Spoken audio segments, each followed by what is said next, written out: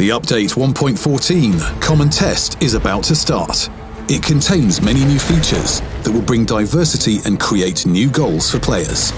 They are a new map, a new mode, a new vehicle branch, a new mechanic and players' impressions of the tweaked vehicles. But first things first.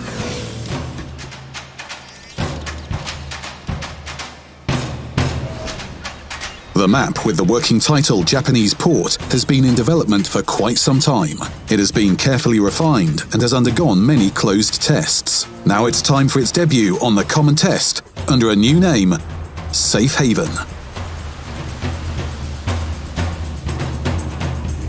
If you look at the map from a player's perspective, you can divide it into several parts. The green area is where most vegetation is located. There are hills and a bridge connecting the east and west of the map. These combat areas will perfectly suit skirmishes between quick and maneuverable vehicles, which use terrain folds as cover.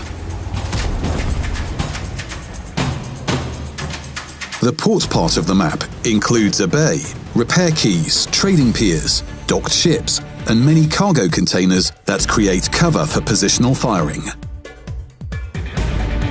Also, there's a hangar for maneuverable heavy tanks with a sturdy turret through which they can perform flank attacks and which is protected from artillery fire. In addition to these clearly noticeable areas, there's something that is hidden but carries significant strategical importance: a network of tunnels under the port. This network connects all parts of the maps and is an excellent cover from artillery. The main purpose of this location is to provide the means to get behind enemy lines. That's why battles for the tunnel are unavoidable. Safe Haven is a map that will let players experiment with new tactics, as well as use the familiar ones.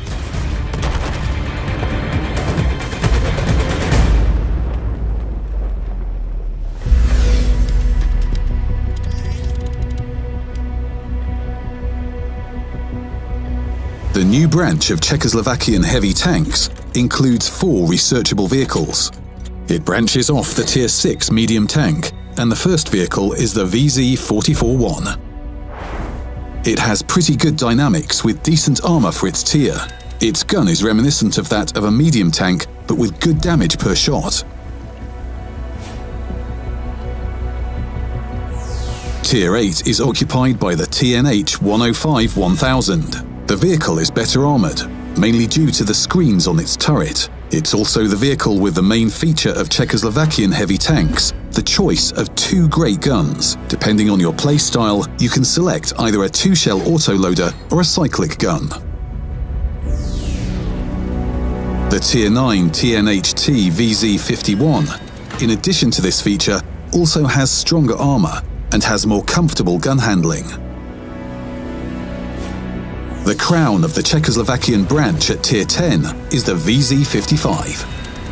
Visually, it's similar to its predecessor, with elements of Soviet tank building, but logically it has better characteristics. The armor of the turret has been bolstered with screens. In terms of agility, the VZ-55 is outmatched by fast heavy tanks, such as the Object 277 or the IS-7. However, it has 2 130mm guns to choose from. This brings it the individuality that will be the envy of many heavy tanks. A vehicle with 2 effective playstyles gives choice to the player. Not sure where to go to be useful to your team? We have a solution for you: a new topography training mode. This is a single-player mode that will help newcomers navigate the maps and study the initial routes and key positions. Battles in this mode take place as scenarios. Players will have a choice of several maps of various difficulties with 4 scenarios for each map. After you finish them all, the map will be considered complete. Since it's a training mode, you won't lose credits for unsuccessful scenario attempts, and battles won't count towards your statistics. However, there are rewards awaiting you for the successful completion of training.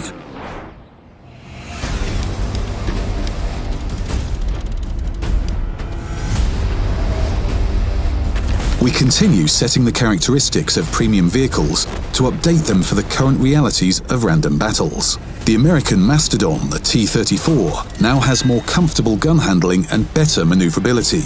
This will make positional skirmishes easier for it and won't let it be easy prey for quick vehicles.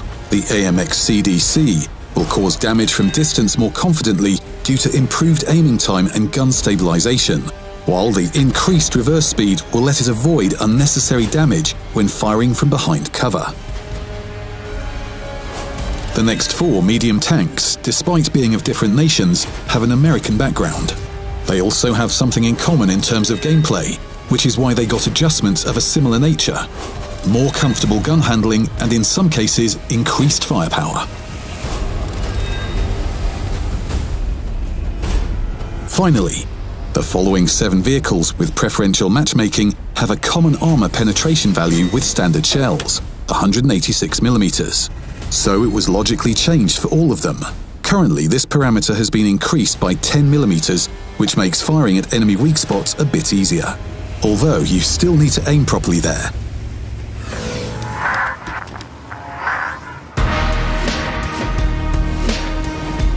The Ruinberg map underwent small tactical changes. The balcony in the center of the map was reworked to reduce the dominance of vehicles there over the green area when playing from the top base. At the same time, its strategic purpose remains: spotting enemy vehicles for the Allies in the town.